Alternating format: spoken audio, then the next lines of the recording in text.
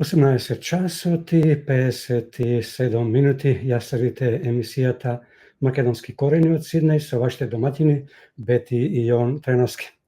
Почитувани слушатели, Facebook следбеници, како што знаете, секоја сабота ова време е резервирано за разговор со наши гости, а денес наш и ваш гостин е господин Ристо Никовски, политички аналитичар, колумнист и поранешен амбасадор на македонската дипломатија.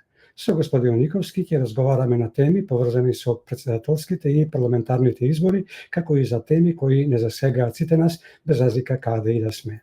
Токму така, почитувани, со господинот Никовски ќе разговараме за проширената црна листа на САД, за лицата кои се на таа листа, но и за изјавите на амбасадорката Ангела Агелер, но и за изјавите на Стефче Јакимовски. Ќе зборуваме и за тоа дали поставувањето на лицата на црните листи е селективно, а ќе се обидеме да дадеме и одговор на прашањето зошто се доведовме до вакво дередже, однадвор да ни кажуваат за корупцијата, а ќе зборуваме и за тоа каде беа и што правиа македонските институции да стават крај на таквите појави. Ќе зборуваме за резултатите од анкетите, а ќе зборуваме и за пратенички мандати, но и за можни коалицирања. Ќе зборуваме и за претседателските кандидати, ќе зборуваме и за изјави на дел од аналитичарите пред се она на Зиков, кој изјави дека ВМРО била терористичка организација, но и за црните кампањи, а ќе зборуваме и за коалицијските капацитети на ВМРО-ДПМН. Ќе зборуваме за новиот најавен Европски фронт од страна на Ахмети, но и за двопартиска резолуција од Сенатот на САД. Ќе зборуваме за можноста за неисполнување на цензусот за избор на претседател на Македонија, а ќе зборуваме и за стравот од немир и политички тероризам за време и после изборите на 8 мај, како и за контраобвинувањата од ДУИ дека Левица и ВМРО-ДПМН биле замешани во наводно руско сценарио за немири.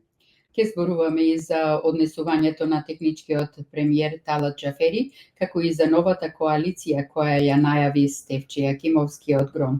Ќе зборуваме и за ангажирањето на израелскиот така наречен експерт Асаф Ейсин од страна на СДСМ и од претседателскиот кандидат Стево Пендаровски. Почитувани, ова се само еден дел од темите за кои во следниве 80-90 минути ќе разговараме со нашиот гостин, господинот Ристо Никовски, кого во овие моменти преку видеолинковско поврзување го покануваме да ни се придружи во студио на Македонски корени. Се надеваме дека нема да имаме никаков проблем со звучниот сигнал. Ако е така, господине Никовски, добро ви утро и добро дојдовте на Македонски корени. Поарно нашол, поздрав за вас во студиото. Добро утро за нашите во Македонија, добро вечер за вас во Австралија. Поздрав за сите македонци каде и да се. Добро ви утро и од мене, господине Никовски. Ви благодариме што сте заедно со нас и со сите наши гледачи и слушатели. Тоа е за мене задоволство. Велам, каде и да сме, ние сме тоа што сме и треба да се дружиме, треба да сме во постојана врска и да се помагаме, особено во овие трагични мигови моменти за нашата матична и сакана Македонија. Ни причинува и нам огромно задоволство што сме заедно. Се надеваме дека ќе го задржиме вниманието на сите. Доколку имаме прашања од нашите слушатели и гледачи, а не се опфатени од наша страна, ќе ви бидат изложени на екранот доколку сакате и сметате дека треба да дадете одговор. Нема проблем, општо. Така. Прашањево кое ќе ви го поставам не е директно поврзано со изборите, но ми се чини дека има некаква врска со изборите. Но тоа вие најдобро го знаете и од вас очекуваме да кажете дали има или нема поврзаност. Во понеделникот САД го објави списокот на проширената црна листа. На тој список се најде Катица Јанева, поранешната шефица на СЈО, која сега издржува затворска казна, и градоначалникот на Карпош Стефче Јакимовски, лидерот на ГРОМ, кој воедно е и претседателски кандидат за престојните претседателски избори. Дали сте изненадени од ова и дали ова навистина е мешање во изборниот процес од страна на САД? Како што на пресконференција обвини Стефче Јакимовски, при тоа вперувајќи го прстот на САД, односно во странски разузнавачки служби. Дали поставувањето на Стефче Јакимовски на црната листа може да се свати како наменско, за да му се даде публицитет и да се зборува за него во предизборната и изборната кампања и како ова ќе делува на неговите резултати во изборната трка за председател на Македонија, но и на неговата партија Гром на парламентарните избори. Видите, со таа така наречена американска црна листа во држава се прави вистински циркус. Тоа е американска политика на дозволување или недозволување на странски државјани да влезат во Америка. И тоа е нивна работа. Меѓутоа, што има ние да се мешаме во тоа на еден директен, експлицитен начин и да донесуваме дури некој закон во врска со таа американска црна листа. Таа американска црна листа е американска и таа си е таква каква што е за американците. Меѓутоа, овој потек сега со Стефче и со поранешната обвинителка Јанева е апсолутно сврзан со самите избори. Дали тој ќе му користи на Стефче или нема да му користи, тешко е да се каже, иако нашиот народ е обичај на ечија и кога некој од страна се обидува да го сосече, да го спречи, тој реагира сосема спротивно. Значи, може да биде апсолутно контрапродуктивно, а дека американците сакаат да го помогнат некој лично не верувам. Од друга страна, зашто овој момент, значи? Прво, Катица Јанева е веќе во затвор. Што има сега? Катица Јанева се прогласува на црна листа колку 5, 6, 7 години е веќе во затвор. Тоа е само по себе безсмислено. Разбирате?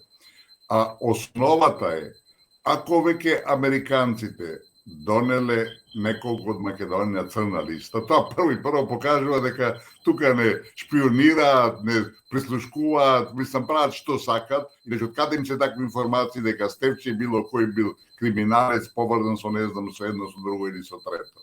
Значи, се тоа во еден магепсан круг, разбирате, а ние, ако веќе сме држава, ако не сме протекторат, како што се однесуваме самите себе си, разбирате, тогаш ние може само да побараме од американците, а тие би требало да ни дадат, доказите врз основа на кои било Стефче, било Свети Петар, било кој Јанева и така натака, тие го стават на црна листа.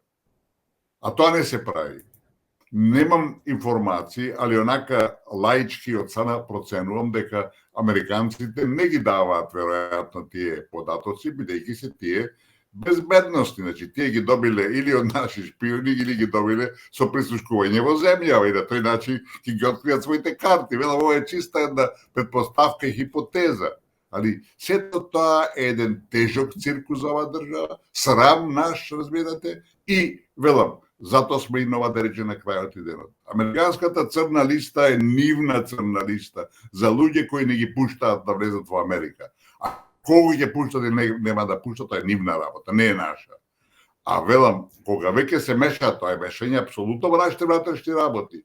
Тие можем, нели во цел свет ќе бидат полицаец на светски полицаец, па тоа не е нивна работа. Нема никој не им дал таков мандат. Али велам, ние како протекторат, и тоа еден минимален, мизерен протекторат, повеќе како територија, следиме што како во Вашингтон дувне ветер и нели фати грип, ние ги киваме во Македонија. Па тоа е срамота, не ни доликува како држава. Во целина, играта, циркусот со тие црни листи американски треба да се прекине еднаш, и ако сакаме да бидеме држава, треба да бараме да инсистираме, ако веќе ни се мешаат тука, ни пикаат прсти кај што не треба, да не ги дадат податоците за тие луѓе, да можеме да ги судски проследиме и да се бара некаква правда на крајот од денот. Така, кога сме кај оваа тема, како ќе ја прокоментирате изјавата на Агилер во која рече сад ќе продолжат да ги именуваат функционерите на која било партија, огранок на влада или заедница? Дали очекувате во текот на изборниот процес сад да излезе уште со неколку имиња кои ќе се најдат на проширената црна листа и кои би можеле тие да бидат? Каква порака испраќаат и дали очекувате некаков пресврт во текот на изборниот циклус, но би сакале да слушнеме и неколку зборови за изјавата на Стефче Јакимовски дека неговата мисија на овие избори е да го уништи ВМРО ДПМН за да не дојде на власт. Може ли Јакимовски да го наштети на ВМРО ДПМН? За среќа, мислам дека неговата моќ е мала. Штета е што дојде до тој раскол меѓу ВМРО и Стефче, тие беа во една коалиција, соработуваа, меѓутоа кога ВМРО-то не го подржа Стефче на изборите за градоначалник, ти пукна тиквата меѓу нив и штета е што до тоа дојде, меѓутоа во целина, значи да почнем од крајот на вашето прашање, мислам дека не може да му наштети многу на ВМРО.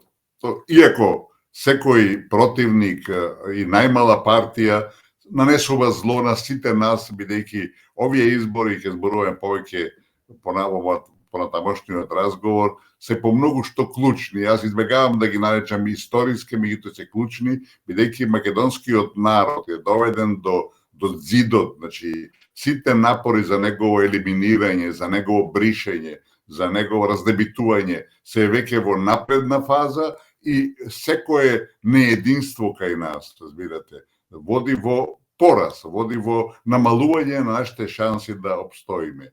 Инаку, изјавите на Гелер, разбирате, и можноста да американците повторно пред изборите се појават со слични небулози во крајна линија и директни мешања во нашите внатрешни работи, не треба да се исклучи.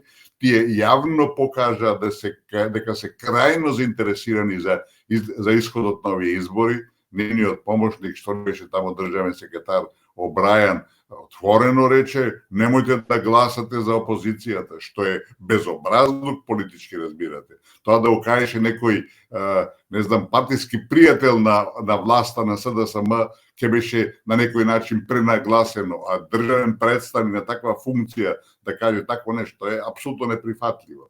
Така да американците се крајно заинтересирани, тие целата ова наша трагедија во која минуваме е нивно масло, тоа е нивно сценарио, направено веднаш по распадот на Југославија за затварање на така нареченото македонско прашање и тие обстојуваат на таа политика и на тоа сценарио, се прилагодуваат во секоја прилика според условите кои се на нашиот, да речем, политички пазар и продолжуваат без да трепнат.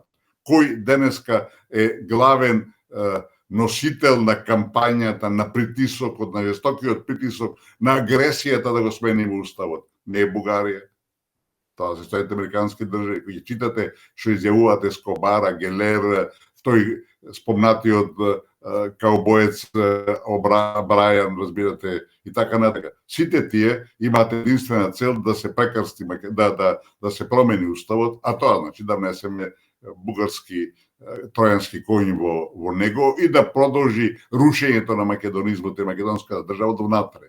Значи, сето тоа се политики кои се диктираат од Калето, каде што американската амбасада во Скопје не е така, на кои ние не реагираме, на кои нашите им даваат максимален публицитет. Велам, ние самите играме улога на протекторат, без никој друг да не прогласи и како такви ќе не третираат, се разбира, и другите, и на крајот од денот ќе ни прават што сакат. А тоа што ни го прават нема врска со фундаменталните интереси на македонскиот народ. Напротив, сето тоа води во бришење на македонците, а велам, тој процес е многу напреднат. И ако на овие избори не се освестиме и не ја свртиме страницата им на еден радикален начин, мислам дека лошо ни се пишува. Господине Николски, како ќе ја прокоментирате правичната изјава на Јакимовски дека ќе поднесол кривична пријава против еден сторител, при тоа не кажувајќи кој е тој, а во средата поднесе тужба против непознато лице? Тој се бори, разбирате, и треба да се почитува тоа.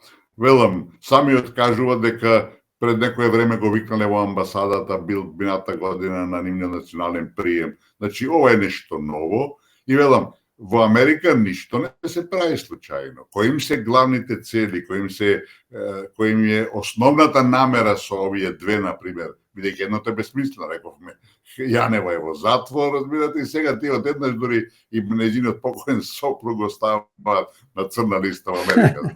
Се изтрчаа помалце, нели така? Али велам, Тоа се безсмислени работи. И сето тоа е уствари една манифестација да покажат и да докажат и докажуваат и покажуваат, за жал, со нашиве некадарни политичари, дека тие прават што сакаат и дека од нив зависиме во секој правец и во секоја ситуација. Стефче ќе се брани и мислам дека во основата нема никаква причина да му ја пореметат предзатворска кампања и како што на почетокот рековме, може дури ќе му помогнат да биде попопуларен на нашиот народ, како што се и наечија и не приваќа никој да му се меша дома, ќе добие може некој глас повеќе. Така да ако американците сакаат да го потсечат малце, ќе имат потполно спротивен ефект.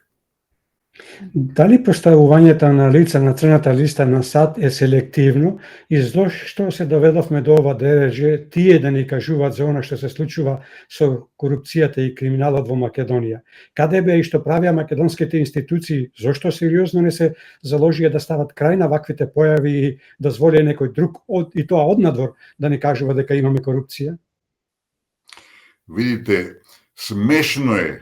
Ако не беше смешно, ќе беше трагично што нашите врвни политичари постојано на телевизиите, на интервјуи, во изјави спомнуваат дека ние не можеме да се соочиме со корупцијата, со владење да против нефункционирањето на здравството, на све во држава, ништо не функционира, ни треба Европската унија, ни треба некој камшикар. Па ако ти не си способен, основно правило, ако ти не си способен да ги решаваш проблемите за кои те стави на таа функција и да се разбереме сега скапо ги плаќаат. Порано со ниските плати тој може да се правдаат за толку за тие пари, разбирате. Сега земат големи пари, особено за наши прилики, разбирате. А ништо не прават. А сакаат нели да влеземе во Европската унија, нели едно, друго, трето, камшикари да донесат. Па ако не си способен за нешто, се поднесува оставка, че извините, јас тоа не можам да го направам, бујрум, кој може, сваѓате. Па нашиот председател, под наводници наш, разбирате, пред некој време изјави во еден долг интервју, вели, првата моја намера беше да работам на помирување на македонците, меѓутоа тоа е работа недостижен проблем, нерешлив проблем. Ако имаш ти како председател една единствена задача, тоа е да работиш на единството на народот, разбирате, и на државата. Чим тоа не си го успел, ќе речеш фала ви, поздрав, ете толку од мене. Сваѓате, тоа е влада една неодговорност тотална, да не зборуваме оние сите предавства што ги направи, али основата е неодговорност. Знаете, ако ви дадете на функција, ако ви рече дека треба да го изчистите дворов пред мојава куќа, или ќе го изчистите, нема да го изчистите. Ако не го изчистите, значи не сте способни. А тие не се способни за ништо, а велам држат лекции, држат предавања и се вбудираат во гради, а ништо не направи. Колку ше 7 години веќе на власт, ништо во власт не направи, освен, ви се молам, освен што ја распродаде државата, што го де факто уништи на некој начин македонскиот народ, предуништување сме ние. Све што направија, катастрофалниот договор од Нивици, катастрофалните протоколи со Гарија, тоа покажуваат дека тие се предавници, нема друго име, нема друго поблак избор. Капитуланти е многу благо, разбирате, ти капитулира, ама ја предадоа, не предадоа сите нас. Тие прифатија, речеси, ипсо факто дека татко ми дедо ми биле бугари. Разбирате, такво нешто да направиш, не си со сите ти. И точно така се десуваат сите наши политичари, а ние молчиме. Затоа овие избори се по многу што исклучително важни и од нас зависат. Ќе направиме пресврт, ќе свртиме страницата или ќе се продолжиме да одиме продолу. Последните резултати од анкетите кои ги спроведоа познати и релевантни компании кои ги прават испитувањата на јавното мислење на граѓаните, особено она на ИПИС, покажуваат двојна предност на ВМРО ДПМН испред СДСМ. Ваквите бројки за СДСМ биле нерелевантни и неточни и дека спрема нивните мерења и анализи тие биле исти со оние на ВМРО ДПМН, иако секоја понова анкета покажува дека падот на СДСМ вртоглаво паѓа дури за 5,4% од претходната анкета. Вие многу добро ги познавате состојбите во Македонија и ги пратите анкетите, особено за време напред изборието. Како гледате на ваквите изјави на СДСМ и која е главната причина за ваквиот вратоглав пат? Тие нема друг избор, разбирате.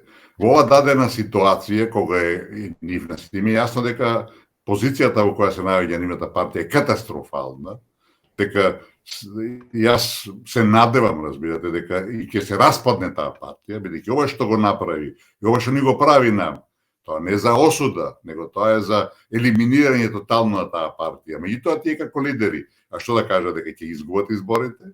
Тие до последен ден, разбирате, и да биде 5:1 за опозиција, тие пак ќе го тврдат истото. Така да во политиката некогаш немаш избор, мораш да следиш некои патишта кои не се баш многу интелектуални, не се баш многу мудри, али избор немаш, разбирате. Точно во кои се наоѓа тие во очај, во безизна ситуација и дај Боже, велам, таа партија да се распадне после овие избори и веќе да не се појави на политичката сцена, бидејќи штетите кои ги направи се катастрофални, немерливи и велам, што и да направиме, раните ќе останат длабоки. А ако не направиме, како што реков и да повторам, радикален пресват во нашите политики, особено и на надворешен, ама и на внатрешен план, работата ќе оди само прудолу и велам, иднина де факто за македонскиот народ нема да има. Затоа велам, овие избори се клучни, секој треба да излезе, нека гласа за кого сака, али нека покаже дека се грижи за својата татковина.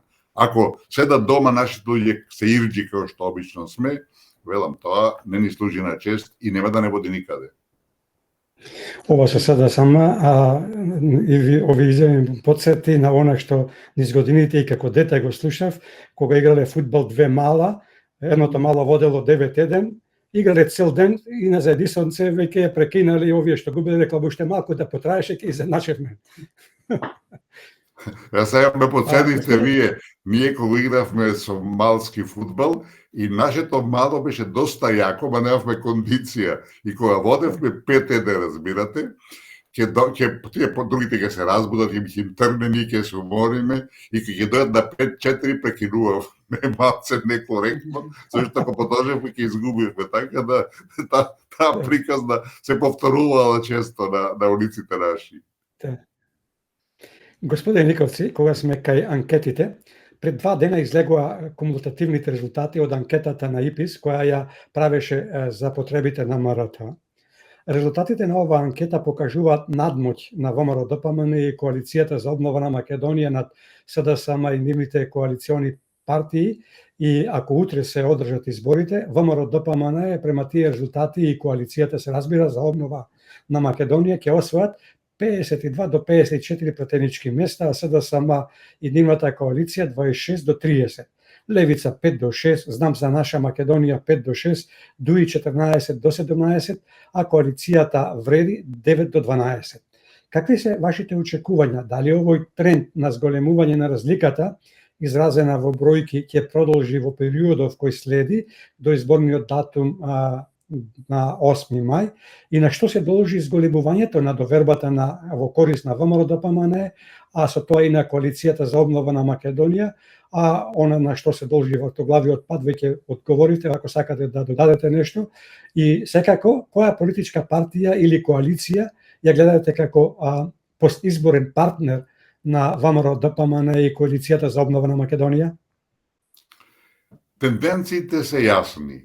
Мислам дека грешките, предавствата, глупостите, безобразностите што ги направи оваа власт, де факто власт која ништо не направи, разбирате, потроши огромни буџети во овие сите години, ништо не направи. Бар да имаше, што се вели, некое сокаче да асфалтира, ништо не направи, разбирате. Така да народот наш е бистер, паметен е, разбирате, све знае. Проблем е што сме малце се ирџи, што не се експонираме, што не сме срамни да се бориме секојаш, се криеме од страна и тоа не е една да речем лоша лоша карактерна црта. Меѓутоа, видите, неумоливи се сите тие што се прават анкети. Огромна е разликата и се зголемува. И тоа е објективно резултат на чувството на македонскиот народ. Меѓутоа, спомнавме сега уште еднаш да нагласиме. За нашиве сегашни избори, за интересирање светот, пред се Брисел и Вашингтон, и ова појавата на црна листа на Стефче и на безсмисленото на Јанева покажува дека се тука, дека се ангажираат, дека преземаат нешто, изненадување ќе има.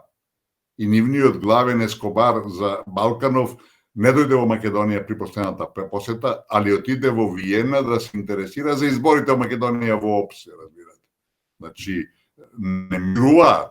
А во Македонија немаше што да каже, све кажа, разбирате. А во опсе, кој знае што пледирале и за што отишол таму, што ѓабе, разбирате. Така да покажува еден нагласен интерес. Тие не се повлекуваат лесно, одат до крај, скрупули немаат и велам, до изборите уште овој кус период што не преостане, може да очекуваат разни изненадувања и ќе дојдат, сум уведен во тоа, во кој интензитет, на кој начин, тоа не може никој да претпоставува, зашто тоа да се разбереме, го планираат сето тоа го планира најголемата разузнавачка служба на светот, најголемите и најважните think-танкови на светот. Тоа не е играчка што некој ќе дојде и ќе каже. Се што кажуваат, и тој Обраен и Ескобар, се е тоа испланирано до детал, до најмалата ситница и тие додека не видат дека не може да поминат, тераат и најчесто успеваат. Успеваат бидејќи од наша страна, во раководната политичка гарнитура е спремна на се. Тие, за да останат на власт, ќе не продадат и нас сите, и вас, и мене, и сите македонци, без да трепнат, кој што прават, де факто, разбирате. Така да се наоѓаме во една тешка ситуација, трагична по многу што, и велам, ако не се организираме, не се сплотиме во периодов пред нас, тешко многу ќе биде. Како гледате на изјавите на одредени аналитичари, пред се оние блиски до власта, како и на дел од новинарите кои ја туркаат тезата дека ВМРО ДПМН немала коалициски капацитет и дека ја немала поддршката на меѓународниот фактор?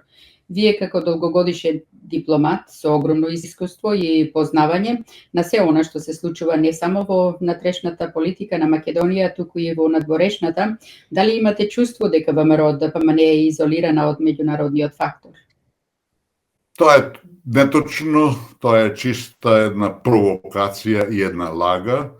Меѓутоа, да се разбереме, мислам, неодамна беа представниците ВМРО на Работничката партија, на Народната партија, чиј дел се во Букурешт, беше конгресот што има таму некоја средба. Мислам дека тие не може во никој случај да бидат изолирани, али од друга страна тие не се поволја на американците, а тие се главни во држава и тоа им е сериозен хендикеп и ќе биде многу важно со каква програма ќе иде за тие сега утре, нели ја најавија дека ќе подготват, ќе објават својата програма, која претпоставувам и се плашам дека нема да биде доволно радикална, бидејќи овие главниве фактори странски во Македонија им дишат во вратот, али знаете како е, кога си лидер и кога си партија која се бори за својата држава и за својата татковина и за својот народ, ти тука не можеш да бидеш во ракавици. Една грешка беше направена кога беше референдумот која рекоа секој нека гласа како што сака. Како може секој да гласа како што сака, кога се работи да се биде или не. Така да, велам, грешки се прави, али тие се неизбежни, меѓутоа не смеа се повторат.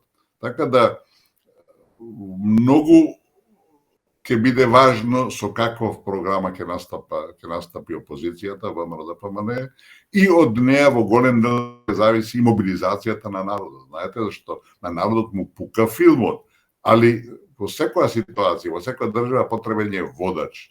А наш во последниве години, барем овие после распадот на Југославија, водач ни треба, разбирате. Водач кој ќе биде бескрупулозен, ако сакате, во интерес на државата и на народот, а не бескрупулозен за да краде и да го полни джепот, така и нас се случува токму второто, разбирате.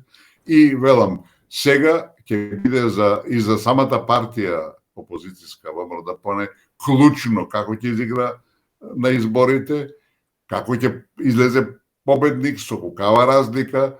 Тие сите бројки што ги кажавте, веројатно се резултат на анализи, пресметки, калкулации, на искуства претходни и све. И во принцип тие се многу често се покажуваат како точни и блиски на вистината, разбирате. Меѓутоа, кај нас изненадувањата не треба да се исклучат. Заинтересираноста од надвор е огромна да не успееме ние ко македонци, да не бугаризира, зашто планот основен кој се води од 1991 година после распад на Југославија е бугаризација на делот од Македонија кај што живеат македонците и албанизација на делот кај што живеат албанците, без никакво прекројување на границите, бидејќи тоа би значило војна, а војна никој не сака, бидејќи е тоа опасно за главниот светски фактор, бидејќи било каква војна ќе ги донесе назад русите, а тоа е најмалку што се сака. Така да тоа ќе се спречи во секој случај, али она друго што се прави под жито, под маса е крајно опасно и мораме да го спречиме. Така. Во последниве неколку месеци па и години, СДСМ ја турка реториката дека ако ВМРО-ДПМНЕ победи на овие избори, ќе застанеле европските евроинтеграции на Македонија. Дали со ваквата реторика се обидуваат да наметнат еден вид на страв и генерирање на црна слика која кај електоратот, односно кај гласачите, но и кај целокупното население? Ќе успеат ли со ваквиот наратив да го мотивираат нивното разочарано гласачко тело, со што би ги подобриле бројките на анкетите кои што ќе следуваат во наредниот период? Предизвикот за опозицијата е огромен, разбирате. Ситуацијата се движи надолу, прудолу со голема брзина. И ако тоа не го спречат, ќе се најдат во една навистина небрана ситуација. Видите, јас се модифицирам. Знаете, човек кој ги следи работите и кој навлегува подлабоко во самите проблеми, нели така, излекува и на равученија. Моето досега предоје, моето залагање, моето прогнозирање, моето, да речам, насочување беше дека веднаш после изборите власта кој ќе дојде, а тоа очигледно треба да биде ВМРО-ДПМНЕ, треба да го откаже договорот со Бугарија и двата протокола. Сме зборувале на таа тема и тука кај вас. Да. Меѓутоа сега има на модификација кога се велам најдлабоко анализира целата ситуација. Ако се откаже договорот со Бугарија, ќе биде страшна, жестока, невидена агресија, ако сакате, од странство, пред се од Америка и од Брисел, од Европската Унија. Меѓутоа, побезболно е и полесно се решава истиот проблем да се откажат протоколите. Разбирате? Договорот не го фаќајте, договорот во целина не е страшен. Таму има заедничка историја, јазикот и така натака, меѓутоа тие работи се веќе на некој начин повторени и остануваат како такви и не итно да се фрлат на ѓубришето од историја. Нашиот главен проблем сега е вториот протокол. Дори да не се откажат двата протоколи, само вториот, разбирате. Затоа што во првиот протокол, кој е исто така катастрофален, меѓутоа не е страшен, во него има 3-4 пати или 5 пати се зборува за заедничка историја. Тој го потпиша Никола Димитров. Вториот протокол, кој на 22 јули сега предминатата 22 година го потпиша Бујар Османи, е трагедија македонска, разбирате. Тој де факто е во целина во преговарачката рамка. Него никогаш не можеме да го надминеме, односно преговарачката рамка да ја апсолвираме за да влеземе во Унијата. И со откажувањето е протокол. Тој протокол меѓу двете влади. Тој е пострашно договорот за непријателство, ама тој е клучот на нашата моментална катастрофа. Го откажеме ли него, автоматски паѓа овода преговарачката рамка, која веламе непремостива, со неа никогаш не да влеземе во Унијата и паѓа ултиматумот да го смениме уставот. А сега ќе ви кажам, ќе ви прочитам само еден дел од преговарачката рамка, кој објаснува све и за сите наши гледачи да им биде јасно. Значи, во преговарачката рамка, иако Бујар Османи рече дека не е тоа точно, дека протоколите не се во преговарачката рамка, сега ќе ви прочитам. Член 5 од преговарачката рамка со Европската Унија, кој вели: преку постојачи Македонија треба да биде посветена на добрососедски односи и поблиска регионална соработка, вклучително преку постигнување видливи резултати и спроведување на билатералните договори во добра волја, вклучително и договорот со Грција и договорот за добрососедски односи со Бугарија од 2017 година. И сега доаѓа главното: како и годишните протоколи и мерки за негово ефективно спроведување според член 12 од договорот. И тука почва нешто. Тука лежи заак. Сега нема да ви читам повеќе делови од тоа тој катастрофален протокол, само ќе прочитам еден дел кој покажува не да сме протекторат, да сме територија, да сме племе некое, на некое, не знам, некое изолирано место. Такво нешто не се подпишува. Тоа е во... само момент да го најдеме тоа. Вели, тоа е вика, двете држави да гарантираат. Бугарија ќе гарантира што сака, ние немаме никаков увид, можеме да биде увид кај нив, дека државното финансирање нови книги, значи секоја нова книга што се објавува, документарни изданија и списанија на културата и прослави ќе се реализира во духот на договорот за пријателство. Значи се што ќе правиме ние во држава, мора да биде на договорот за пријателство. И сега е главното: и секој субјект финансира од државата ќе потврди преку јасна и обврзувачка изјава. Значи, ако јас објавувам книга и Министерството ја поддржува, нели така, тие секоја година имате на издавачка дејност и така натака, секој мора да поднесе изјава обврзувачка дека ќе го следи со неопходно внимание прашањето за неприфаќање на сите форми на говорна образа против Бугарија, се разбира. Па видите, вакво нешто да прифатиш, па не знам, да си неписмен, да си слеп и нем, разбирате, такво нешто не се подпишува. Значи, секое нешто што ќе излезе од нашето Министерство на култура треба да има изјава дека ќе го почитува договорот со Бугарија и нема нема говорна образа. Тоа не да е протекторат, тоа ни територија, ни племе да сме тако нешто не се подпишува. Значи, таква е ситуацијата и велам, за да се биде тоа откажување, повлекување по-безболно, само да се откаже вториот протокол. Вториот протокол, велам, потежок е, пострашен од договорот за непријателство, не е никаде ратификуван, го подпишале така еден предавник на оваа држава, кој е за жал министер за дворешни работи, и на тој начин излегуваме од ќорсокакот, разбирате. Ама за тоа треба волја. И ако тоа не го најави и не го направи ВМРО-то, ќе биде многу тешко. Така да, нивната улога е на крајот од денот или причината за овие наши голготи ќе ја симнат, ќе ја трнат настрана, а тоа еве нека биде само вториот протокол со Бугарија.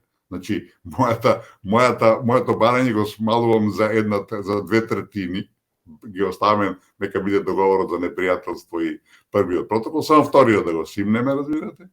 На тој начин се анулира преговарачката рамка, се анулира уставните промени и може да тргнат напред. Воспротивно, ако не го направат тоа, ако причините за нашиве голготи не ги симнат, те ќе мора да го менуват уставот. Така, ајде уште малку. Дали црната кампања која ја водат СДСМ против ВМРО, ДПМН ќе им донесе некакви резултати и зошто го прават тоа?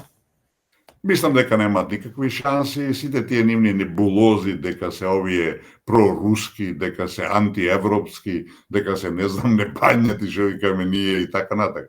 Тоа се глупости кои на кај народот не врват веќе. Тие покажа кои се и што се и се тоа само понатака се дезавуираат, бидејќи во Македонија со мали исклучоци никој од политичките фактори не е против Европската унија и тоа е добро. Европската унија е цивилизацијско достигнување и Македонија треба да направи се да влезе во неа. На тоа е друго прашање, сега да не го допираме. И затоа во таа насока, меѓутоа да биде све коректно, да биде све нормално, а не да не бришат како народ и да не примат тамо како некакви зомби, разбирате. Значи, се да направиме да влеземе во Европската унија и ВМРО е апсолутно на таа линија, нема никакви дилеми, разбирате. А тоа што ние во меѓувреме се конфронтираме со Русија, овој министерот за надворешни работи кој го карактеризира пред малку што и како е, работи за голема Албанија, разбирате, тој се фали дека протерувал руски дипломати, а тој ако протерувал, а кај се другите? Македонија е заинтересирана да соработува со Русија на најшироко ниво, разбирате, сега во рамките на имигрантната ситуација која не е таква каква што е, али во некој случај дали се конфронтира, бидејќи единиот од главните светски фактори за кои не е спорно дека сме македонци, дека зборуваме македонски јазик, дека Кирил и Методи биле македонци, се токму русите, разбирате. А ние со нив се конфронтираме, ги правиме како да се, не знам, наши најголеми душмани. Не се, разбирате. А тие проблеми што ги имаат тие со американците, тоа се нивни работи. Зашо ние да се мешаме и да земеме страна кај што немаме интерес тиво, кај што е потребно нашите интереси. Така да, велам, сите тие напади, измислици, мизерии во однос на квалификациите на ВМРО само зборуваат за СДСМ дека се во навистина во една паника, дека не знаат што прават и дека тоа ќе продолжи бите сигурно понатака, меѓутоа влијанието врз народот е минимално, да не речем никакво. Господине Николски, каква разврска очекувате од преговорите на Ахмети со помалите албански политички партии, како и со оние на бошњаците, ромите и на турците? Ке успее ли Ахмети да го докомплетира тој негов најавен Европски фронт за време на подпишувањето на договорот со Европската демократска партија? Видите, тоа се нормални партиски активности. Добро е што се обедини албанската опозиција, иако нивните основни ставови се во однос на меѓуетничките односи, во однос на македонскиот народ, се еднак, нема никаква разлика, речеси, што барат и Гаши и Беджети и така натака во однос на Дуи, али во секој случај добро што има поделба. Тие се борат меѓу себе и дај Боже опозицијата да победи, бидејќи ова што го прави Дуи во последниве години, со криминалот во кој очигледно влезен, со доминацијата во држава која очигледно е наметна на СДСМ, што е посебен срам за таа наша македонска партија, македонска под наводници, разбирате, и велам, во целина борбата продолжува, ќе биде интензивна до пред изборите. Тие веќе подпишаа со некого таму, ќе подпишат и со други, и другите подпишуваат, се борат за што поголем колач меѓу електоратот, и тоа ќе продолжи кај сите, и кај македонците, и кај албанците, и тоа е нормално и неизбежно.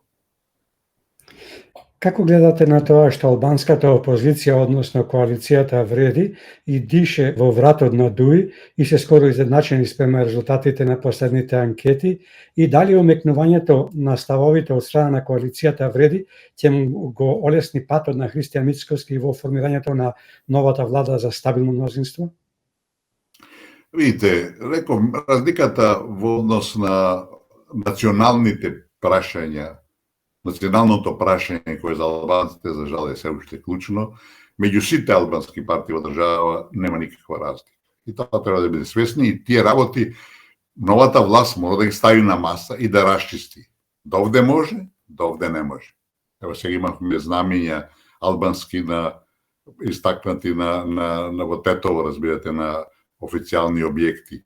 А пред некоја вече една дипломатка рече дека има конзулати, аз како што разбрав, или ДКП или амбасади во светот македонски, очигледно кај што се албанци амбасадори или конзули и така натака, кај што на ДКП-та нашите дипломатски представништва се веело албанско знаме. Ако е тоа точно, разбирате, некој треба на площад да бесиме, разбирате.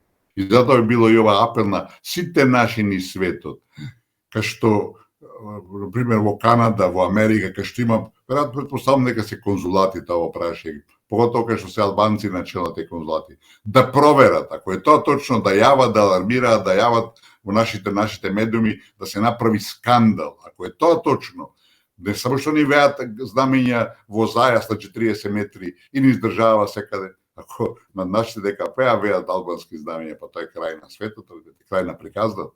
Така да, велам, во целина, сите тие битки пред изборите ќе се заоструваат и тоа е нормално, неизбежно, и да се надеваме дека сето тоа ќе остане сепак во рамките на нормалното, на една политичка борба, а нема да оди во екстреми, иако за жал и тоа не може да се исклучи. Знаете, кој губи, тој е спремен на се, а дуи после толку години на власт, иако се уште анкетите му дават некоја предност, очигледно е дека ова опозиција албанска која се обедини, ќе веќе им дишат во вратот и веќе ги загрозуваат, а во суштина е важно колку гласови ќе успее да добие ВМРО-то, односно колку патерници ќе добие, и од тоа ќе зависи де факто и дали ќе биде подложено на уцени од албанскиот фактор. Јас мислам дека овој пат нема да биде, бидејќи има и други македонски партии со кои ќе може се, ако веќе ВМРО би било добро да има ВМРО 61 пратеник, ако нема, ќе може да се комбинира со некои други помали македонски партии и албанците да не бидат тие кои ќе поставуваат ултиматуми, услови и уцени и така натаму, како во сите години до сега, и кога нашите за да останат и да дојдат на власт, нашите политичари се им пружа, беа апсолутно некритични и правеа историски грешки на штета на македонскиот народ. Како ќе ја прокоментирате информацијата која стигна од САД, односно од Американскиот Сенат, поврзана со двопартиската резолуција на Сенатот на САД, и тоа од двајца републиканци и двајца демократи, за поддршка на влезот на Македонија во Европската Унија, и тоа без никакви дополнителни билатерални услови. При тоа, не споменувајќи ништо за внесувањето на бугарите во преамбулата на Уставот. На кого му оди во прилог ваквиот чекор на САД, кој го направија сега токму на прагот на изборите во Македонија, и зошто токму баш сега, и кон кого е насочена ваквата резолуција? Како вие гледате на сето ова? Дали и кого го прават недоветен дека било договорено Бугарија да нема нови билатерални барања во процесот на преговорите за влез на Македонија во ЕУ? Видите, тоа е само нов притисок во Македонија да го смени Уставот. Кај нас тоа имаш некаква позитивна рефлексија дека еве американците поддржуваат влез вамо таму, а и вие го спомнавте, клучен е зборот дополнителни услови. А бугарската фантазмагорија во целина влезе во преговарачката рамка. Ви цитирав еден дел и едното и другото да биде јасно на гледачите. Значи, тоа е политика на Вашингтон пред се слепо следен од Брисел, се не максималистички и на крај памет им падна, се внесува во преговарачката рамка. Дополнително, јас му кажал, се ќе повторам, дополнително бараат композиции од вагони да ја носат во некоја Треблинка и во некој концентрационен логор, како што направија пред 40-та година со евреите. Нема друго, разбирате. А поентата е да нема дополнителни, тоа не го повторува и Ескобар, сите американци не го повторуваат, а бугарите се ликуваат, разбирате, затоа што тие све успева. Нема друго што може да побараат од нас. Освен во преговорчката, во самите преговори кои ќе почнат да не сечат за учебниците, ќе не сечат за историјата, за се ќе не сечат. И ќе бараат, да се разбереме, ако ги ставиме во Уставот, тие утредента ќе бараат и да бидат во сите институции вклучени, разбирате, тие мафтат со бројката од 120.000 носители на бугарски пасоши кои немат врска со Бугарија, разбирате. Значи, тие ќе мафтат со таа бројка, ако 120.000 носители на пасоши се напишале дека се бугари, тоа е факт, разбирате, за да економски да опстанат до Европа да работат. Никој од нив нема ништо бугарско во нив. Или 99,999% или промили, разбирате. Така да, тие со нив ќе мафтаат, 120.000 пута 3 члена семејството, по 3 члена семејството, тоа е веќе 400-500.000 луѓе. Значи, тие ќе речат, да, чекајте, ние сме повеќе од албанците во државата. Ни треба во сите институции, универзитети, школи, учебници, што ти не разбират. Така да, сето тоа е дел од таа американска политика во суштината, како што рековме претходно, бугаризација на македонците и албанизација на овој дел кај што живеат по големо мнозинство албанците и на тој да се затвори македонското прашање. Во секој случај, ние не треба да се радуваме на такви потези од американска страна, ако не посветиме внимание што е суштината. Суштината на таа декларација е еве поддржуваме како што направи Бундестагот пред некое време и македонци сте и све, ама до кога, разбирате.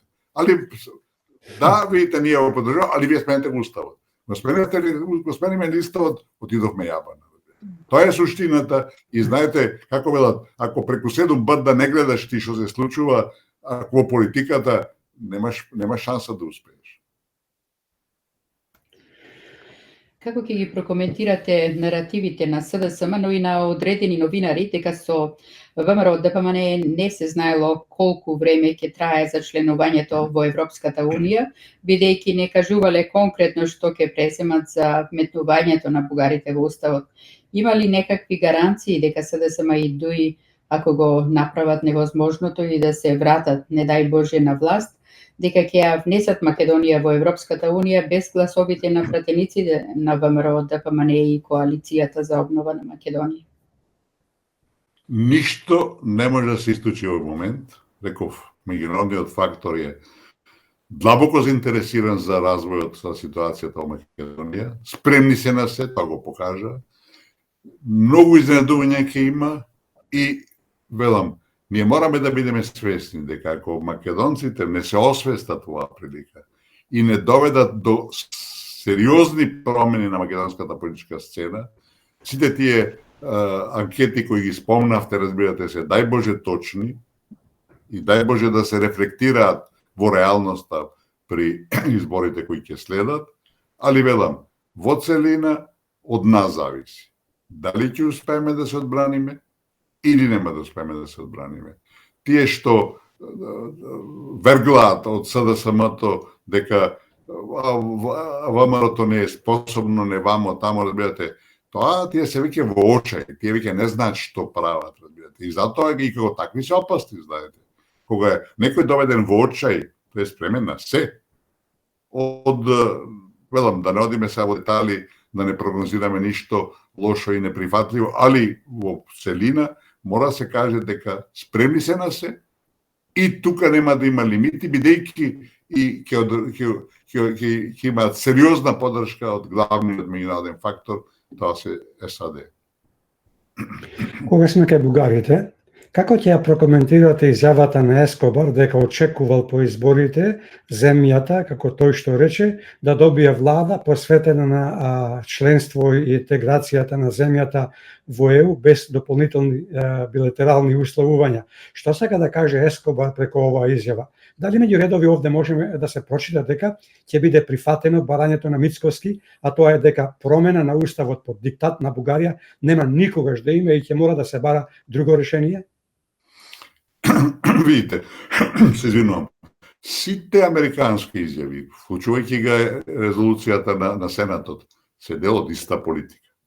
Кај нив нема разногласие, разбирате, како кај нас опозицијата ќе зборува едно, власта ќе зборува друго и од власта еден министер ќе дрнда едно, другиот ќе дрнда нешто друго, разбирате. Кај нив е долгорочна политика и тука нема дилеми. И сите тие се со една иста цел. А тоа е да Македонија ги пушти бугарите во уставот на еден така гламурозен начин, како што пред малку го објаснивме, и дека целта е бугаризација на Македонија. Тоа е американска политика од самиот почеток и таа ќе продолжи. Наше е да се избориме дека нашите родители, разбирате, јас и лично се чувствувам, јас сега во печатот е мојата најнова книга Бугарските грозомории, разбирате, во која ги објаснам сите овие последни потези кои се прават на тој план меѓу двете држави И велам, Бугарија нема да отстапи, тоа треба да си наивен, иако нашите, и тоа често го повторуваат, нема да отстапи од своите фантазмагории, од своите историски синдроми, дека ние не постоиме. И велам, јас лично се чувствувам погоден, зашто вела до 44-та година, до 44-та година сме биле бугари. Па јас ги памтам дедо ми и татко ми покојни, разбирате, кои биле поголи македонци од мене. Значи, мене во фамилијата ми наблегуваат. Да тие тврдеа дека пред 150-200 години сме биле бугари, кажеш, ајде забегани се, па може да се расправаме на друг начин. Вика дека родителите наши на голем дел од нашето население, ако не родителите, дедовците и бабите биле бугари. Велам, таа една безсмислица крајна. Меѓутоа, таа се пробива, успева, добива поддршка меѓународна и затоа од нас зависи дали ќе дозволиме да владеачката партија СДСМ заедно со ДУИ не рушат како македонски народ, не фрлат на ѓубришето на историјата, а ние се правиме недоветни, се правиме божемо отсутни. И изборите треба да покажат се освестиме ли како народ и дали заслужуваме да имаме своја држава. Ако вака продолжиме, ние де факто не сме заслужили да имаме сопствена држава. Како гледате на гласините дека СДСМ за носител во втората изборна единица го планираат да биде Оливер Спасовски и како ќе ја прокоментирате изјавата на подпредседателот на СДСМ Стефан Богоевски дека ќе им ги даделе сите пратеници на ВМРО ДПМН не е само да кажеле каква надворешна политика ќе имале, особено за уставните измени и каде ќе ја однесат Македонија после изборите? Видите, поранешниот, доскорашниот министер за внатрешни работи се посрамоти на еден таков начин, што ако малку има достоинство и одговорност во самата партија, треба да го трнат, немој че слушај човекот, твојата политичка кариера заврши. Ти сам ја уништи на еден мизерен начин, со пасошите што се направила, со сите тие заврзлами, разбирате, околу нашите лични документи на еден таков начин, не професионален, него неписмен начин се водеше тоа. И сега го форсираат, го стават тамо. Тој ќе доживее катастрофален пораз, се надевам да се нашиот народ ќе покаже што е што. Инаку ја не знам дали сме зборували на ваша тема, на вашата телевизија, имаше решение едноставно за личните документи. Јас ми го предложив, тоа е дури и нота им напиша. Требаше се прати дипломатска нота на Атина. Тука го зборувавте, меѓутоа убаво да се повтори. Да, велам, со една нота може се реши проблемот и никакви, да нема на нашиот народ сега, мојата сопруга нема пасош. И ако закажувате, знаете за кога закажуваат сега пасош да добиете? Во октомври. Па не ми треба во октомври, во мај, јуни додам кеќерката, разбирате, додиме. Велам, тоа се такви мизерии и тоа се грешки нивни. Значи, тие очигледно не можат меѓу себе, бидејќи се веројатно врзани во некои други наш честни работи, разбирате, и сега не можат меѓу себе да се анулираат, меѓутоа негово место не е апсолутно на поранешниот МВР министер да биде на овие, али ќе плата цената. А што однесува до другиот подпредседател, синоќа си некаде беше. Такви глупости тресеше, разбирате. Тоа е просто да не веруваш дека еден млад, активно човек, толку задоен со таа партија, ништо тоа надвор не гледа, разбирате. Ама народот тоа ќе го казва. И да се надеваме дека цената која ќе плати Социјалдемократскиот сојуз на избори ќе биде таква да партијата никогаш, дај Боже, не се рехабилитира и не се врати на политичката сцена. Изгледа дека сите овие кои што се на функции во СДСМ да се излезе некако од исти калап и со иста матрица внатре имаат ставено што да зборуваат и какви глупости да тресат. Значи нема не само политичарите, аналитичарите, разбирате, тоа е неверојатно колку се спремни да изиграваат, да речам, будалетинки, разбирате, со бранење на некои ставови, позиции кои се неодбранливи, мислам. И нека е, што се вели, ако е брат во прашање, ако е заглавен во нешто што не може се оправда, па ќе осудиш и ќе се дистанцираш. А ова се вртат во еден магиосен круг, пропаѓаат надолу и дај Боже, велам, да се разнебитат како партија и да ги снемат политичката сцена на наша држава. Од ваша уста во Божи уши. Како гледате на председателските кандидати и на нивните понуди?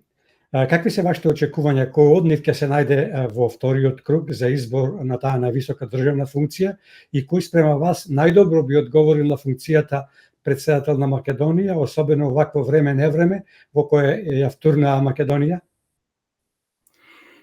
Мислам дека не е спорно дека во вториот круг ќе одат представниците на ВМРО и на СДСМ.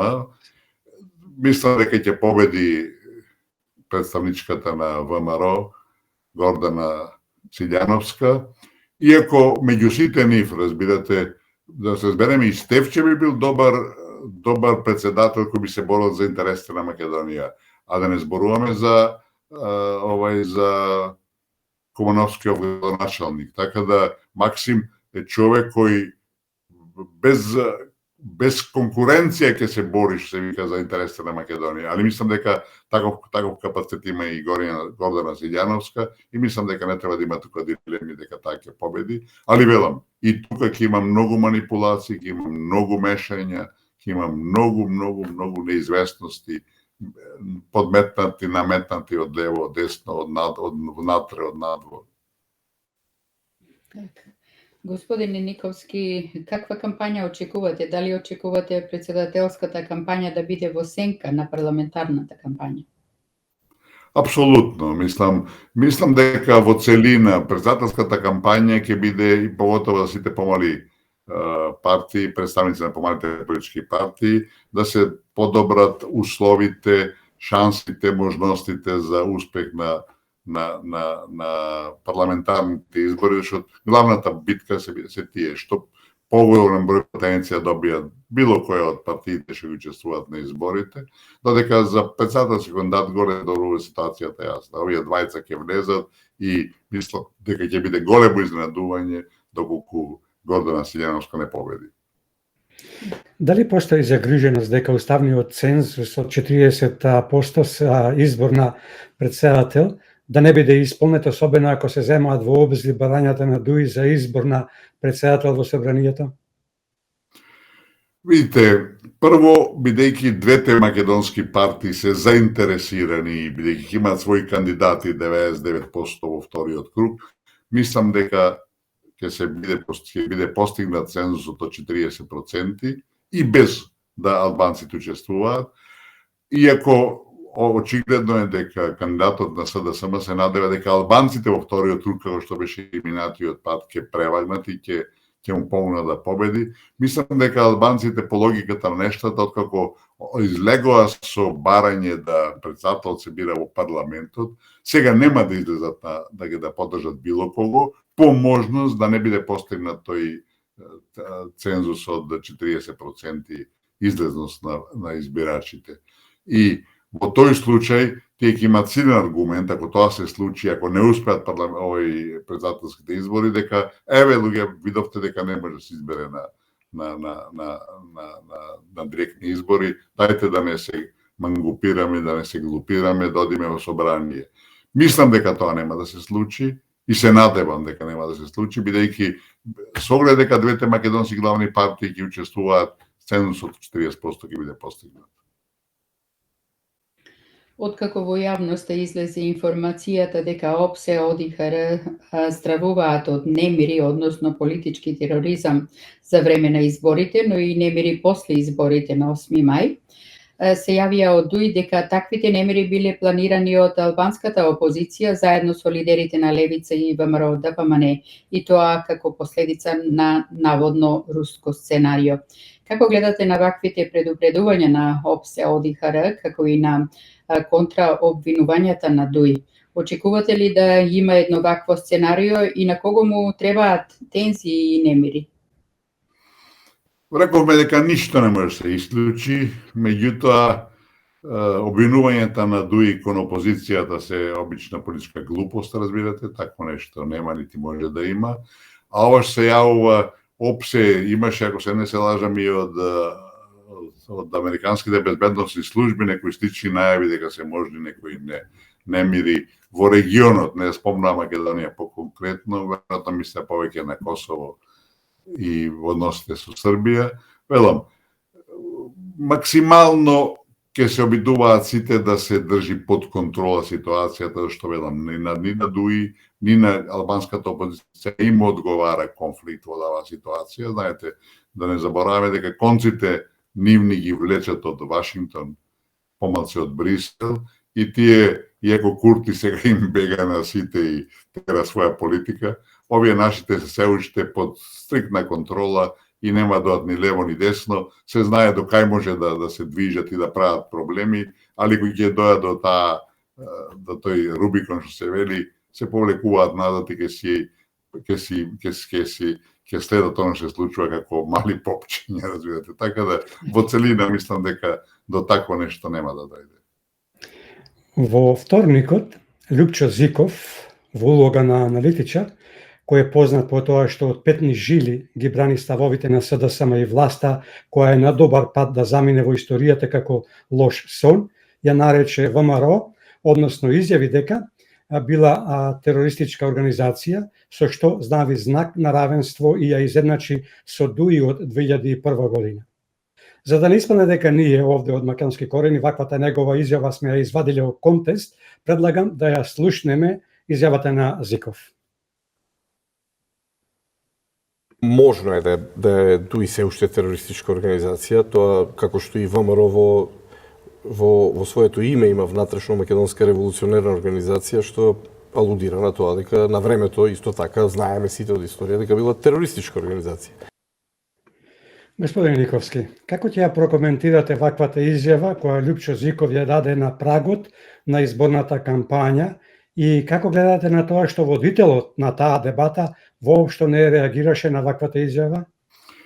Тоа што го зборува Зиков конкретно се глупости, будалаштини, меѓутоа очигледно дека тие, да речем, адвокати на власта се спремни на се, тие сите имаат некаква лична корист со сето тоа и затоа водат одредена политика која е диктирана од други, без оглед човекот не е, во секој случај не е глуп, али некогаш испаѓа глуп бидејќи зборува, работи во интерес на партијата и свесен и самиот дека тоа нема врска со вистината. Тој спомна прво ДУИ, а и тоа е точно, али да споредуваш ДУИ со ВМРО, мислам надвор думот. Така да ова се чисто излети во непознато, во непотребно, а често пати нашите водители на тие дебати не се доволно спремни да реагираат, да коригираат, да усмерат, разбирате, и се случуваат многу работи кои се недостојни за една телевизијска станица, така да тоа не изненадува. Како ќе го прокоментирате однесувањето на техничкиот премиер Талат Џафери, кој после изборот си продолжува со неговите манири и си ги посетува само настаните на местата во кои живеат македонски албанци, со еден исклучок кога ја посети Битола. Каква порака испраќа Џафери со тоа што не посетува места со доминантно македонско население, а да подсетиме на тоа што тој не го посети гробот на македонскиот апостол Гоце Делчев за време на прославата на неговиот роденден? Видите, Талат Џафери е еден од лидерите на албанската политика во Македонија, кој отворено, речиси, работи на голем албанскиот проект. Мислам, тие не го кријат тоа сега во последно време, особено нивните главни водачи. Меѓутоа, знаете, позагрижувачко е што кога тој стана премиер и тоа на еден насилен начин, бидејќи, велам, тоа е договор меѓу СДСМ и ДУИ за некаков албански премиер, затоа тие апетити им растат и бараат се да биде и председател од државата албанец. Кога тој стана технички премиер, американската амбасадорка му прати честитка на албански јазик. А во македонскиот устав, иако направивме глупости невидени околу јазиците, стои дека јазик за меѓународна комуникација македонскиот. Тоа не е променет.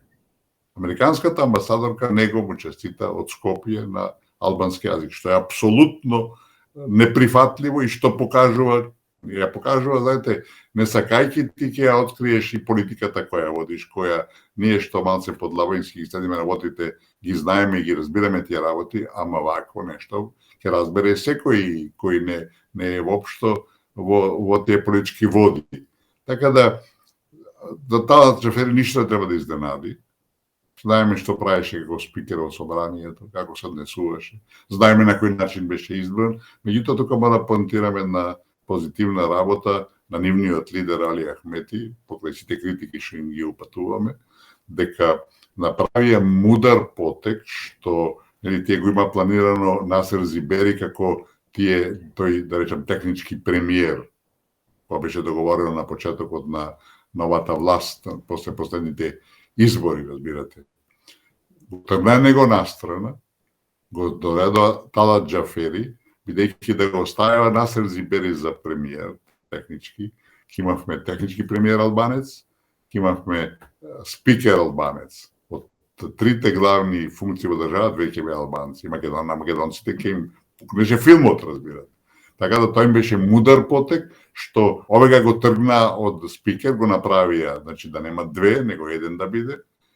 Тоа е некаква утешна нагода за СДСМ-то дека, еве, малце ги третираат, не ги сметат како ептем помал коалициски партнер, али велам беше мудро од целина, бидејќи тоа ќе создадеше едно пошироко незадоволство. Во секој случај, Талат Џафери си ги брка албанските работи, македонските интереси не му се на крај памети, тоа секој ден го покажува. Така. Подпредседателот на ВМРО ДПМНЕ Александар Николовски му фрли ракавица на актуелниот председател Стево Пандаровски, кој воедно и е председателски кандидат и на овие избори, дека ангажирал израелски политички стратег, експерт, за да му ја подготви кампањата на анкетите. Како вие гледате на ваквото ангажирање? Дали квалификацијата експерт во овој случај е исправна или е поблиску до пробисвет, бидејќи политиката треба да биде национална работа и кога креирате стратегија, треба да познавате историјата на таа земја и историјата на народот, јазикот и културата на тој народ. Може ли странски експерт од типот на Асаф Ейсин да му биде од корист на Стево Пендаровски, особено после се она што го направи и после се она што не го направи за време на неговиот 5-годишен мандат? И колку е исправно неговото ангажирање да се наплати од државниот буџет? И уште едно прашање, како ќе го прокоментирате неговото ангажирање и од страна на СДСМ, зашто призна и актуелниот председател на Македонија Стево Пендаровски? Видите, прво да расчистиме една работа. Ангажирање на странски експерти не само што не е никаков ерес, него и потребно. Да нашава држава беше малце поодговорна и малце посериозна. Проблемите што ги имавме со Грција околу името, проблемите што сега имаме со Бугарија околу идентитетот, не можеме да ги решаваме сами. И треба да бараме странски експерти. Нашите бегаат како ѓавол од оган од странски експерти, зашто ќе се види дека тие ништо не знаат. Така да изгубивме со Грција, катастрофален пораз во нивици, со Бугарија секој ден доживуваме порази, затоа што не зедовме странски експерти. Ја секогаш го се залагав за тоа, пишував за тоа, агитирав за тоа, меѓутоа никој не ме сапеше. Во однос на ангажирањето, значи не треба да има никакви резерви и спомнатиот човек бил долго години соработник на Вучич во Србија, кој што доминира на изборите, значи имал корист од тоа. Едино прашање кој е тука, кој го плаќа. Ако се плаќа од државен буџет, тоа е криминал. Ако го плаќаат од фондовите на лични фондови на председателот, фондови на СДСМ, тоа е нивно право. И ќе кажем еден случај. Во Руската Федерација во 90-те години, пред да биде повтор пат избран Елцин за председател, рейтингот му беше 3%. Неговата керка Татјана, јас тогаш после тоа работе во Русија, па тие работи ги следев малце подлабински, неговата керка Татјана ангажираше американски експерти кои го доведаа во победа. Така да користењето на странски експерти е апсолутно позитивно, секој има право на тоа, па да не понатака колку играчи во Реал Мадрид се шпанци, може би тројци, разбирате. Значи, во светот, кај сака да бидеш прв, колку научници во Америка се кинези, разбирате? Пред некој ден имаше за нешто, така нешто ново, што се беше открено во Америка, вика, носител на проектот кинез, носител на истражувањето кинез, разбирате. Така да, тоа е апсолутно позитивно, само е прашањето кој ги плаќа. И во принцип, тоа не треба да биде тајно, разбирате. Ако се прави тајно, значи има некои скриени намери. Треба да се ангажираат странци во сите аспекти кои може да ни помогнат и ова што викаат да влеземе во унијата па да дојдат камшикари. Зашто дојдат камшикари? Знаете како се развиваше Кина, како успеа Кина да го направи светско невидено чудо. Уште на времето кога јас бев тамо во 70-те години носеа германски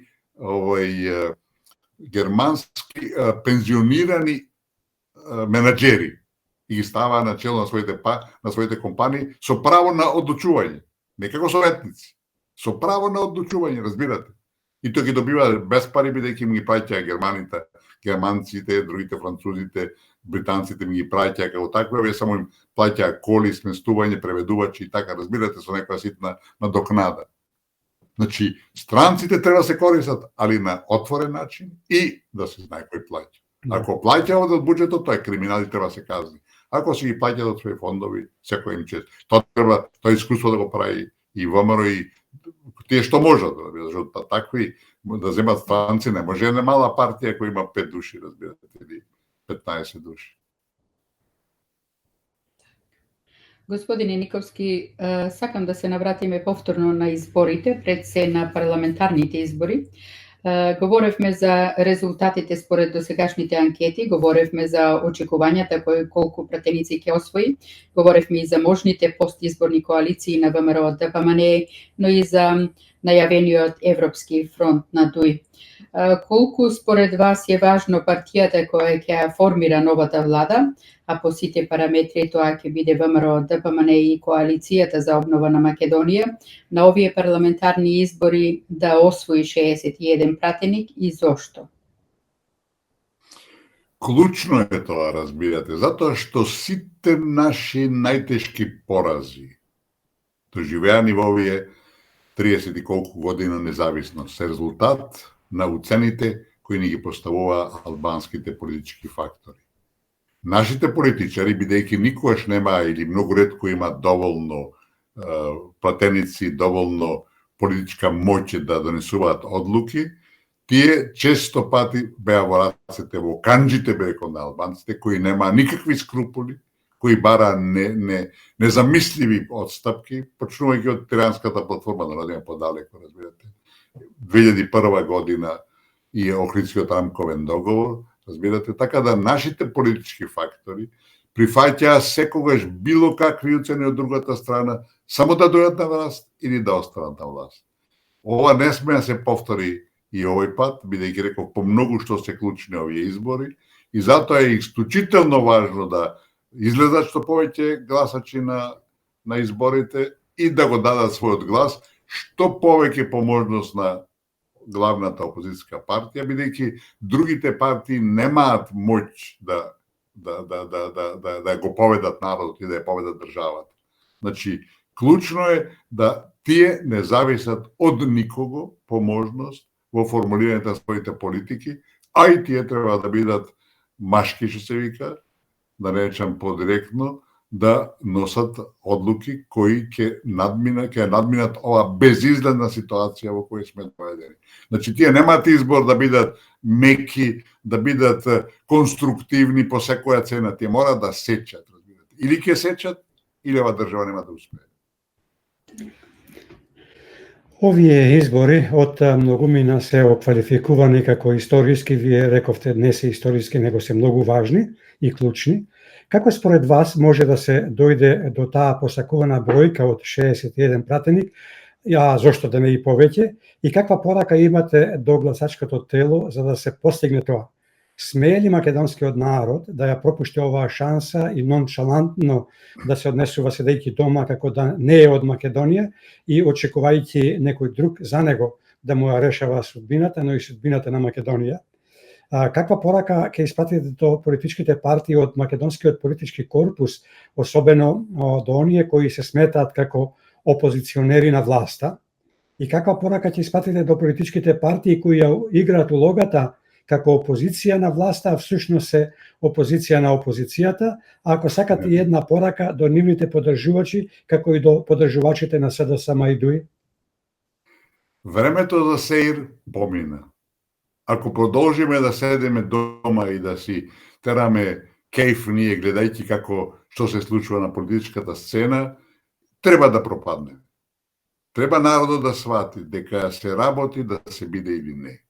Дека ножот не е само до коската и коската ја сече. Ако ставите на маса и направите све на маса и направите мозаик, ќе видите дека алот моментално ни е во калот. Македонија ако вака продолжи, македонизмот ќе биде избришен од меѓународната сцена, по многу што веќе е избришен, да се разбереме. Ние сме македонци само за по дома, за во светот ние веќе не сме македонци, разберете. И сите тие работи се менуваат. Прво рековме со откажување, можеби на протоколот, вториот протокол со Бугарија, после ќе се откаже и првиот протокол, ќе се откаже и договорот, после ќе почне одредена ревизија на нивици. Знаете, мораме да бидеме внимателни дека ако одиме онака директно во судир со сите во светот, а сите се против нас, никој не е на наша страна, да се разбереме. Немаме ние сојузник на кој ќе речеме тие не поддржуваат. Нема таков, разбирате. Значи, некоја поддршка имаме, али тоа е толку нерелевантна, толку несигурна што не можеме да се повикаме на неа и да се ослониме на неа. Значи, ние мораме да почнеме со сериозни промени, кои првиот ден од преземањето на власта мора да тргнат во таа насока, за да спасиме тоа што може да се спаси. Бидејќи не е прашање дека дали ќе биде вака или така, прашањето за македонскиот народ е да се биде или не. Ако тоа го сватиме, секој нормален граѓанин на оваа држава, и не само македонец, треба да излезе на гласање. Нека гласа за кого сака, али нека свати и нека согледа дека или ќе одиме во права насока и ќе станеме еден ден член на Европската Унија, или ќе продолжиме вака вртење во магијачен круг и никаде нема да стигнеме. И само, знаете, или одиш напред, или одиш назад. Нема стоење во место нема. Ако ти стоиш во место, другите напредуваат. Ева сега и Бостан доби датум за преговори, односно ги почнаа преговорите. Значи, тие не пристигнуваат. Ако ние стоиме во место, значи ние назадуваме. Велам, ситуацијата, јас сум против историски да се користи зборот историски избори, историско ово, историско оно, што е малце пренагласување. Али овие избори се клучни по многу што. Клучни и затоа или ќе одговориме на начин кој е соодветен и да го спасиме тоа што да се спасува, или ќе продолжиме да се пропаѓаме. А ако не сме кадарни да обстоиме, тоа ни била судбината. Така. Ама зависи од нас. Клучно е што зависи од нас. После толку укажување, редно е македонецот да се свести дека треба да излезе и да гласа.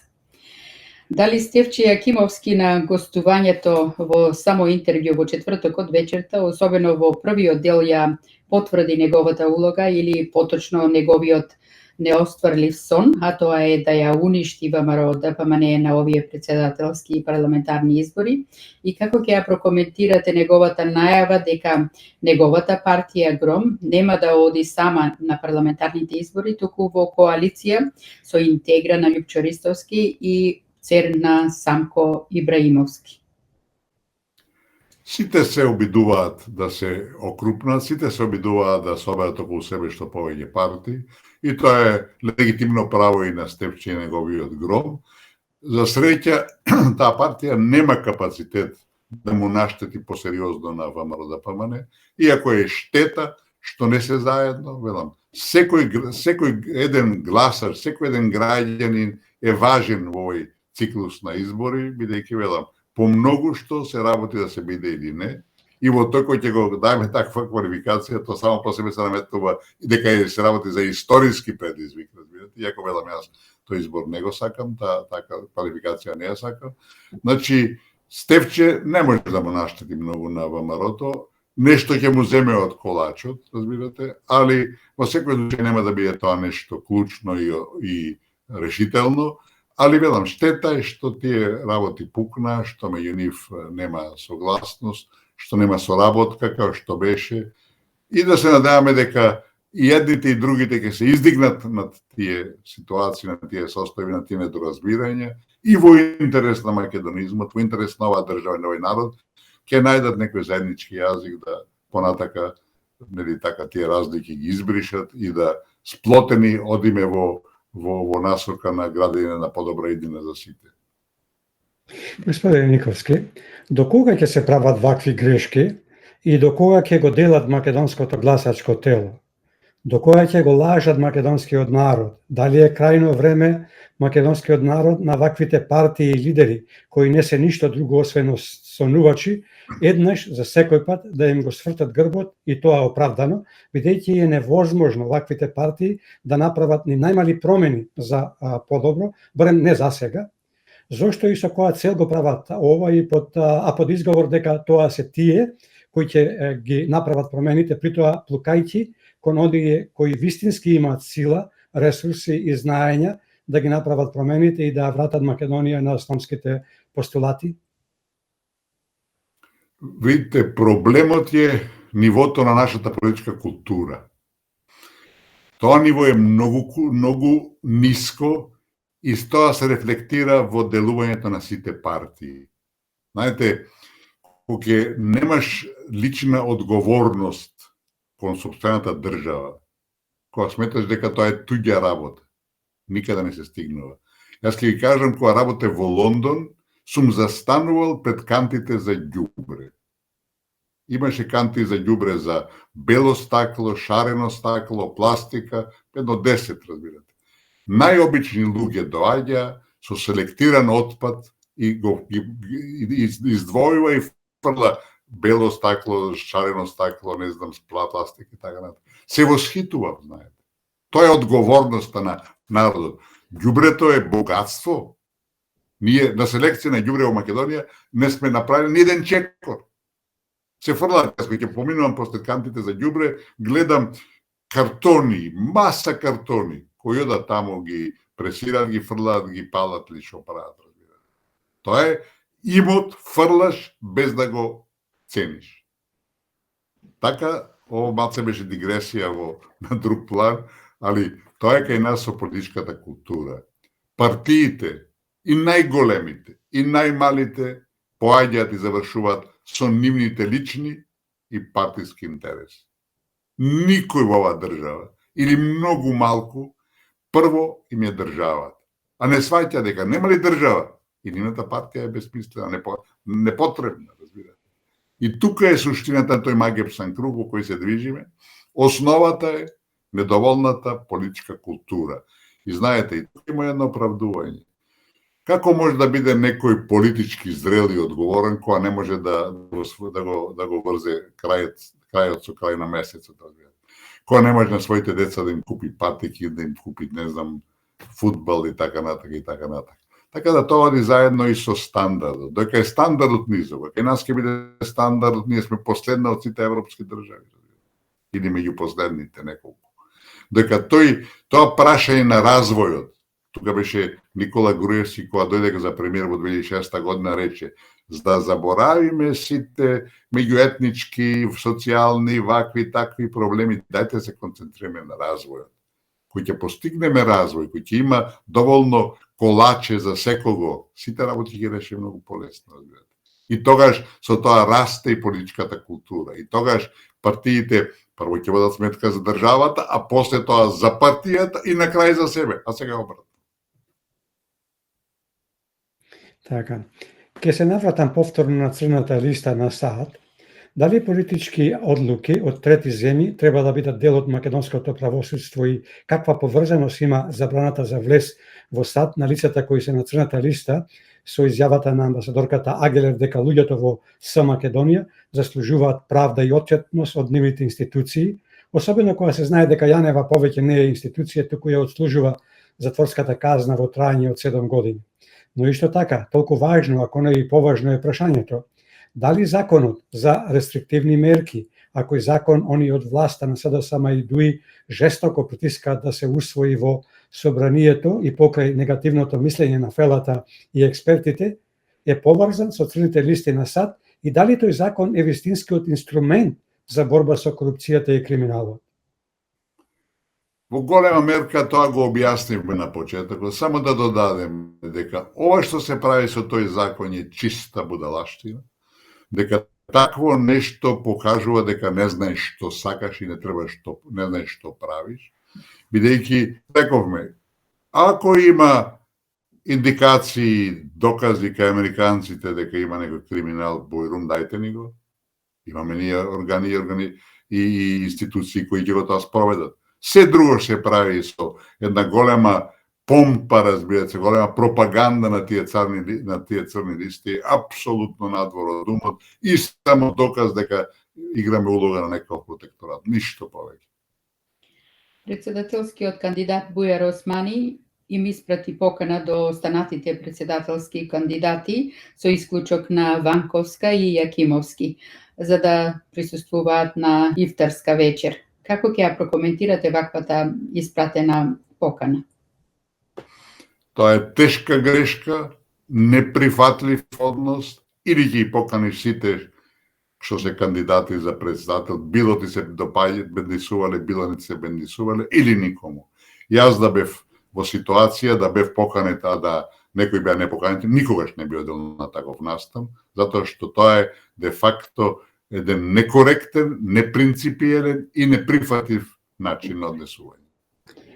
Антони Милошевски од ВМРО ДПМН обелодени дека 7 нови политички партии постанаа коалициони партнери во коалицијата за обнова на Македонија, предводена од ВМРО ДПМН, а тоа се Социјалдемократската унија, Обединената партија за целосна емантиципација на ромите, Македонски концепт, Демократскиот сојуз, Обединети за Македонија, ТМРО и Достоинство, а најави уште една, но не кажа за која политичка партија станува збор. Меѓу овие кои ги набројав, има и такви кои до вчера биле коалициони партнери на СДСМ. Како ќе го прокоментирате ваквото проширување на коалицијата за обнова на Македонија по водство на ВМРО ДПМН? Дали ова е добар знак за почеток на едно пошироко обединување кое ние го промовираме овде на Македонски корени заедно со вас, но и со другите наши гости? Тоа е апсолутно позитивен развој. Дај Боже што повеќе да придат кон ВМРО ДПМН, бидејќи велам нема сила во Македонија друга надвор од главната опозицијска која може да донесе промени.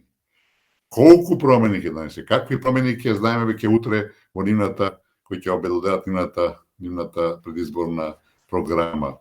Знаете, во дадениот случај треба да се помогне на Максим Димитриевски, началникот од Куманово, кој де факто е алтернатива на Социјалдемократскиот сојуз на некој начин.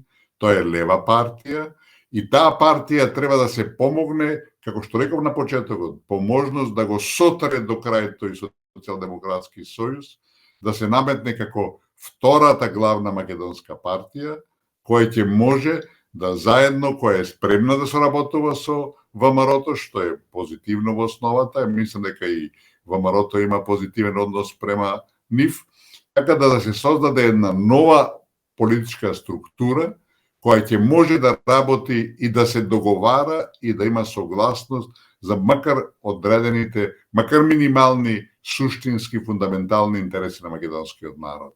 Мислам дека ќе биде многу позитивно ако ова партијата знам на Максим излезе со што појака позиција на сметка на социјалдемократите и на тој начин да полека ги фрли нив на ѓубришето историја, бидејќи тие тоа го заслужија. А во интерес на Македонија е, белам, во таа нова структура која се појавува, да Максим Димитриевски и неговиот знам добијат што повеќе гласови, да одземат што поголем дел од социјалдемократите кај нив и да се создаде една нова структура која ќе може да соработува, која ќе може да работи во интерес на македонскиот народ.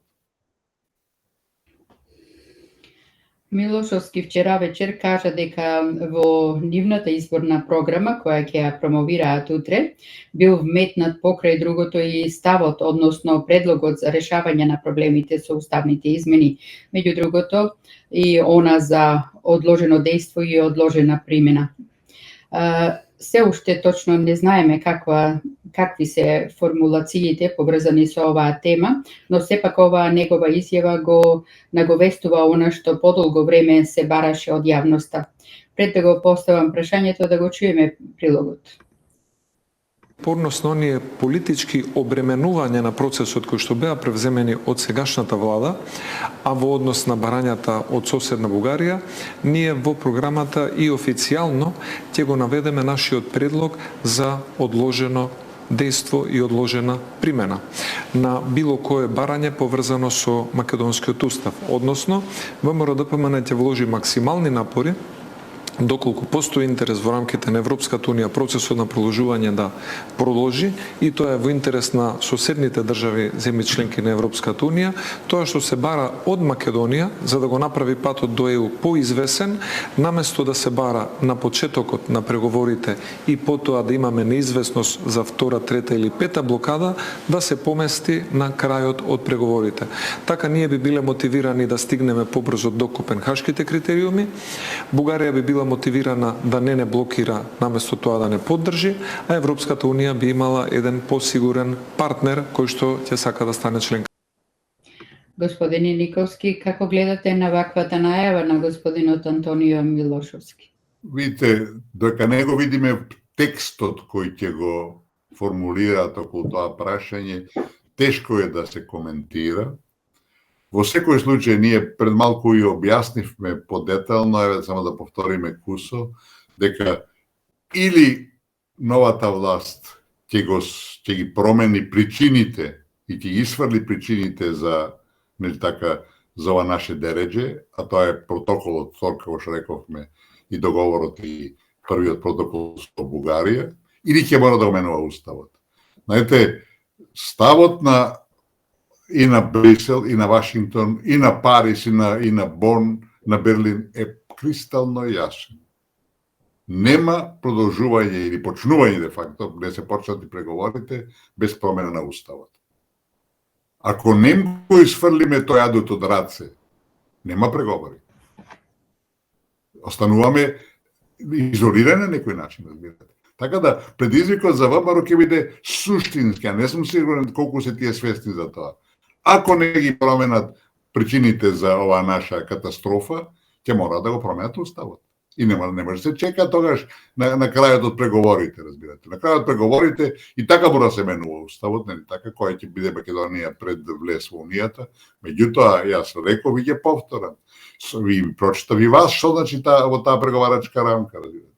Сето тоа што стои во вториот протокол, што е наведено во преговарачката рамка, Бугарија нема теоретски шанси да го тоа проголта рече, ајде, дај, пушти ги. Нема. Знаете, не заборавајте, кои ќе завршат преговорите со Унијата, дај Боже да биде тоа утре. Јас сум за членство во Унијата, тоа е наш интерес неспорен. Кои ќе се завршат тие преговори, последните 2 години, пред да се стане членка, е ратификацијата во собранијата. И што мислите вие? Бугарското собрание ќе го ратификува договорот на Македонија за членство во Унијата, ако сето ова што го прочитавме во секоја книга во меѓувреме нема потпис, изјава обврзувачка на авторот дека ќе нема да користи говор на омраза против Бугарија. Па да го по Македонија тоа никој не може да направи. Никој автор, јас не верувам дека ќе потпише така обврзувачка, понижувачка во основата изјава, разбирате. И од тоа што го кажа, само дел.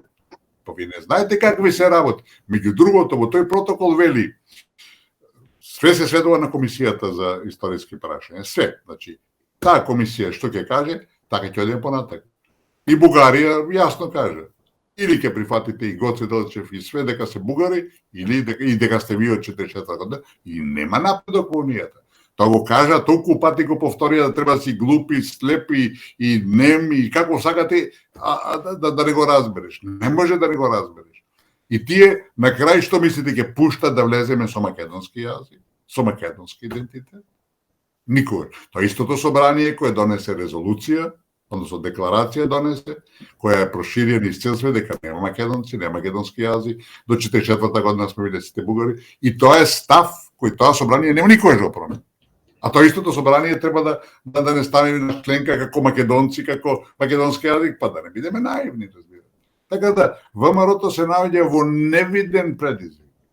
Или ќе го почне со откажување на, еве нека биде само на вториот протокол за почеток, или ќе го пременува уставот. Воспротивно, ќе останеме де факто изолирани, сите ќе бидат против нас, ќе речат, што сакате ви? Разбирате? Сакате во Европската унија, сменете го уставот. Не сакате ли во Европската унија? Кажете, разбирате. Така да, предизвикот е огромен, јас мислам дека не се свесни на сите тие ситуации, али, велам, ќе се соочат со вистината и ќе почнат да делуваат во права насока. Тие имаше изјави на Мицкоски, имаше и други нивни изјави дека ќе ги ревидира, ќе го реанализираат, ќе го отворат прашањето на договорот со Бугарија, разбирате, да видиме до кај се спремни и колку се спремни. Или ќе одат на радикални промени, или ќе мора да го сменат уставот. Така да, дека не се игра, зашто во меѓувреме, ако не го менуваат уставот, прво да не забараваме, сите албански фактори, тие веќе го променија нашиот устав, разбирате, ги внесоа бугарите. Тоа е, за албанците, промена на нашиот устав и внесувањето на бугарскиот тројански коњ е шанса за голема Албанија.